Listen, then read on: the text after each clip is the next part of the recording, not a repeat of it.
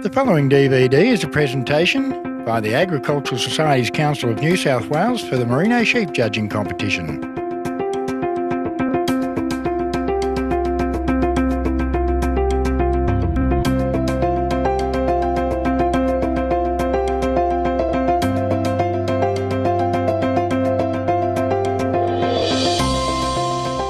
In this competition, two classes, each of 4 animals, are judged by competitors.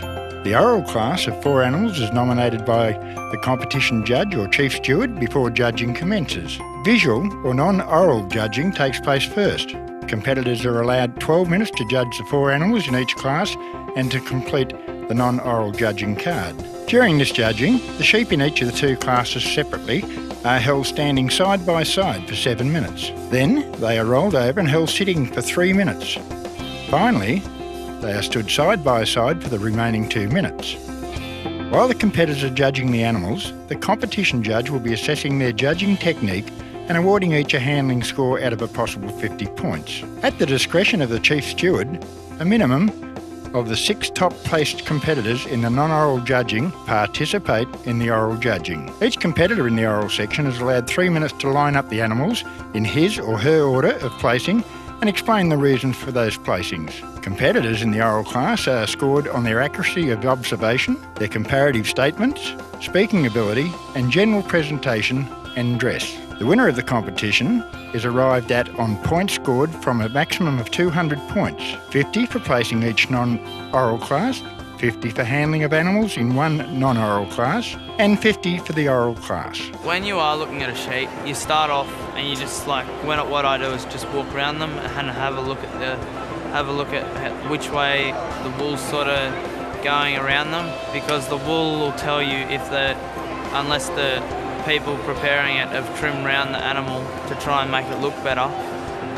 You can tell whether it's cut in behind and there's no muscle, or it's got bad shoulders or a bad top line. Some of the people, when they do prepare their animals and they have say the animal's got bad shoulders, they'll trim the wool down to even it out and make it look like a really good top line.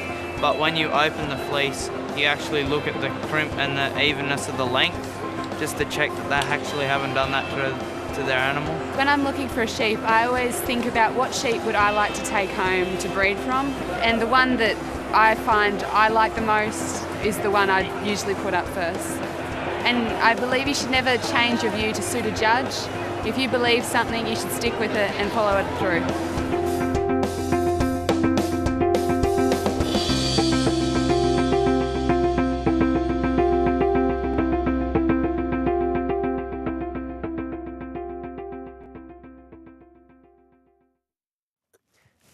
When we're judging merino sheep, the first thing we do is stand back and look at the lineup of the sheep or the sheep that you're judging.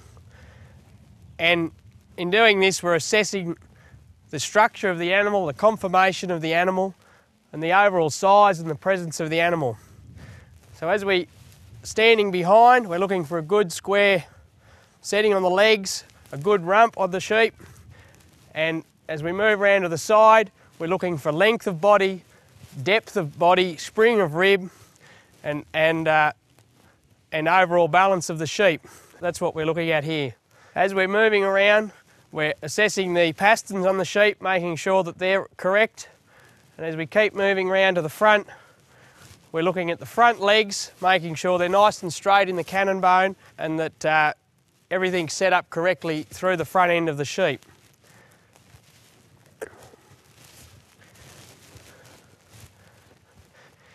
When we're finished standing back and looking at the sheep, we should have an idea in the lineup of what order you think that the sheep should be placed in, a rough idea of how they look. Obviously looking at their size and their length and all the things that you've ascertained while looking at them in this manner. As we move into the sheep, we always need to get into a rhythm of looking at the sheep from head to tail.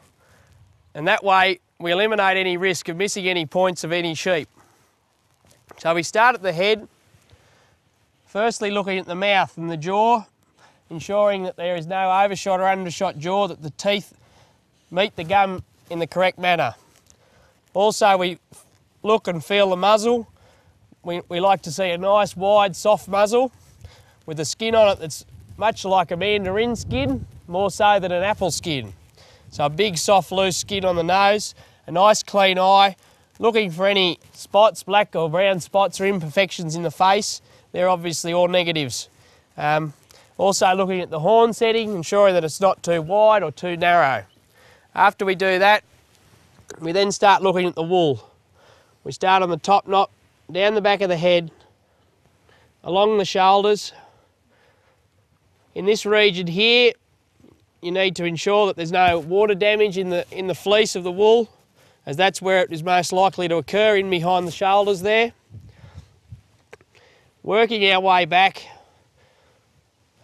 looking at the fleece, assessing it for its length of staple, its the density, follicle density, overall quality of the fleece, and how much wool the sheep's going to cut, because it's kilos of wool that matter in a merino sheep. They need to cut a good amount of wool, and it needs to be of a good quality.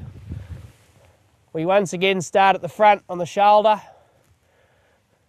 and along the side, opening the wool gently. It's best not to pull at the wool. You must remember that the wool is like the hair on your head, on the sheep. It hurts them if you pull or are too rough with it, so you need to be very gentle when opening it. And as you work your way down the back leg, we're looking to make sure that the quality of the fleece doesn't run off as you go down that back leg, as that's what can happen with some sheep. The micron increases as you get down the back leg. So after we've looked at the sheep standing up, the sheep will then all be turned over, and we need to assess underneath the sheep. So once again, we start at the head and we work our way to the back of the sheep. We kneel down beside the sheep. We get another good look at the face, the sheep, the head of the sheep. Then we open the wool, assess the wool on the neck folds and in between the neck folds, looking once again for the quantity of wool. Feel the front legs for any problems, in any structural problems. Also looking for any black stripes or spots in the hoof of the sheep. We then pass those up to the handle like that to let them hold them out of your way as you assess the belly wool. When we assess the belly wool, once again looking for a good length. Obviously they won't have the length underneath the sheep as much as they do on top, but it still needs to be of a good length. Being careful that the sheep doesn't kick you as you go. Then you need to check the reproductive traits of the sheep. So in a ram, obviously the testicles, or in a ewe, the teats. Make sure that they haven't been cut off or blind. And you feel the back legs of the sheep. Check out the back hooves as well for any black stripes or spots. After we've assessed the sheep underneath, the sheep will then be turned back onto its feet.